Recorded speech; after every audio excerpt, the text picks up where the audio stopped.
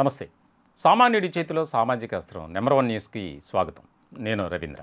ఆంధ్రప్రదేశ్లో మరో ఉద్యమానికి సిద్ధమవుతున్నారు ఉపాధ్యాయులు. చాలా ముఖ్యమైనటువంటి పరిణామంగా దీనిపై ఒక చర్చ జరుగుతుంది. వాస్తవానికి రాష్ట్ర ప్రభుత్వం ఒక నిర్ణయం తీసుకుంది. అదేంటంటే రాష్ట్రంలో ఉన్నటువంటి ఏవైతే హై స్కూల్స్ అలాగే 10+2 ఈ యొక్క విద్యా సంస్థల్లో పని వేళల తీరుని మార్చాలి, అంటే వర్కింగ్ అవర్స్ని పెంచాలి. ఇప్పటి వరకు 9 గంటల నుంచి 4 గంటల వరకు ఉన్నాయి.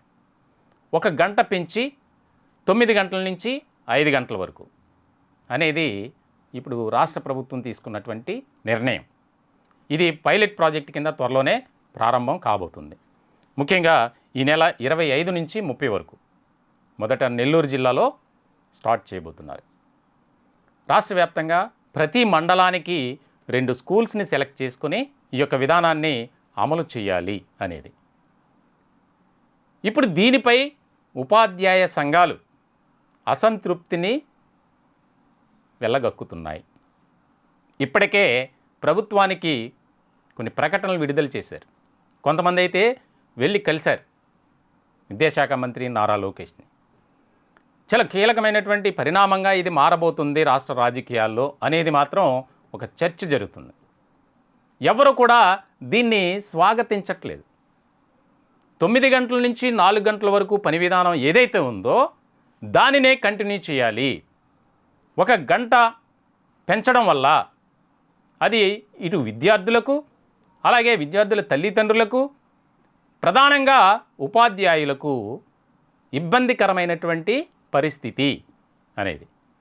ఎందుకంటే దూర ప్రాంతాల నుంచి వచ్చేవారు వెళ్ళేవారికి ఇబ్బంది, అలాగే మేము అన్ని గంటలు పనిచేయాలంటే మా వల్ల కాదు అనేది ఒక ప్రతిపాదనగా ముందుకు తీసుకొచ్చారు. కానీ ప్రభుత్వం మాత్రం ఈ నిర్ణయాన్ని వెనక్కి తీసుకునేటువంటి ఆలోచనలో మాత్రం లేదు.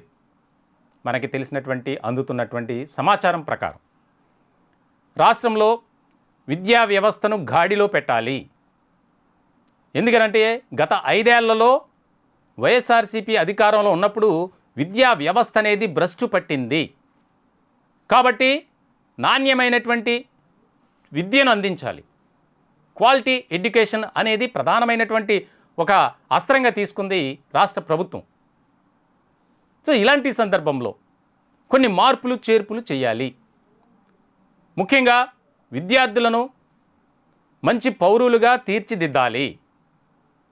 రాష్ట్ర ప్రభుత్వం తీసుకునే ప్రతి నిర్ణయానికి ఉద్యోగులుగా ప్రతి ఒక్కరూ సపోర్ట్ చేయాలి అనేది ప్రభుత్వ విధానం.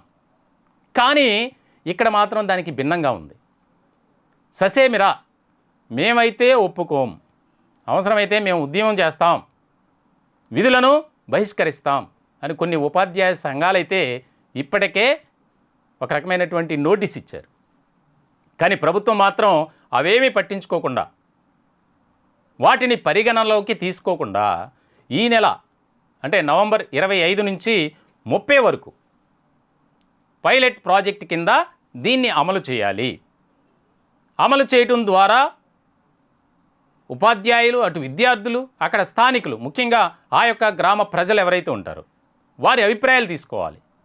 అలాగే ఉపాధ్యాయుల నుంచి ఒక నివేదిక తయారు చేయాలి. అనంతరం వచ్చినటువంటి ఏదైతే ప్రతిపాదనలు ఉంటాయో వాటిని బేస్ చేసుకొని ఈ యొక్క విధానాన్ని కంటిన్యూ చేయాలి అనేది ప్రభుత్వ ఆలోచన అలా ఉంది. కానీ ఉపాధ్యాయులు మాత్రం అసలు పైలట్ ప్రాజెక్ట్ అనేది ప్రారంభించకూడదు, ఈ విధానానికి బ్రేక్ వేయండి, ఎవరికి కూడా ఇది ఇష్టం లేదు అని. ఇదిలో ఉంటే ఉపాధ్యాయ సంఘాల్లోనే కొంతమంది అభిప్రాయం మాత్రం డిఫరెంట్గా ఉంది. ఇది మంచి పరిణామమే. ఎందుకనంటే 1 గంట పనిచేస్తే మరింత క్వాలిటీగా విద్య అందించవచ్చు, విద్యార్థులు కూడా సపోర్ట్ చేస్తారు అని కొంతమంది వారి యొక్క అభిప్రాయాలను వ్యక్తపరుస్తున్నారు. కానీ ఉపాధ్యాయ సంఘాల్లో ముఖ్యమైనటువంటి నేతలుగా ఉన్నటువంటి వారు మాత్రం దానిని యాక్సెప్ట్ చేయట్లా. మరి ప్రభుత్వం ఏ రకమైనటువంటి నిర్ణయం తీసుకుంటుంది?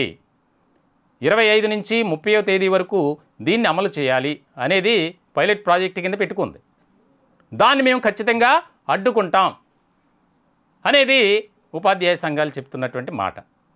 మొత్తానికైతే ఏం జరుగుతుంది, ఏం జరగబోతుంది? ప్రభుత్వం మాత్రం మేము ఈ నిర్ణయాన్ని వెనక్కి తీసుకోం, కేవలం అభిప్రాయాలు తీసుకుందాం, నాణ్యమైనటువంటి విద్యను అందించాలి, ప్రతి ఒక్కరికి క్వాలిటీ ఎడ్యుకేషన్ అనేది ఇంపార్టెంట్ అన్న ఆలోచనలో రాష్ట్ర ప్రభుత్వం ఉంది. మొత్తానికి చూడాలి ఏం జరగబోతుంది, ఎలాంటి పరిణామాలు చోటు చేసుకోబోతున్నాయి అనేది చాలా ఇంట్రెస్టింగ్గా మారేటువంటి అంశంగా మనం చూడాలి.